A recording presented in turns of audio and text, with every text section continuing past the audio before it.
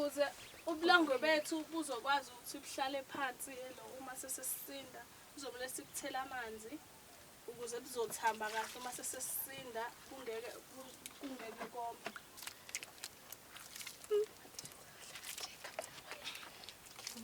Siyakhipha-ke lobu omngathi amagungquluza lobu okuqinile ukuze phela kungeke kube kubi phansi. Siyaqala-ke manje sizosinda abantu bami. Mawusinda uguqa phansi ngedolo. Hhayi lento yokusinda ngemshanelo usinda ngesandla. Njengoba kade ngishilo-ke mawusinda uyaguqa ngamadolo ebese ubulongwe uyabuthela. Mawusinda uqala emsamo awuqali emnyango. Angithi ngiyangibona ukuthi ngenze njani. Kuzomele ubuqoqe ubulongwe bungasaleli phansi.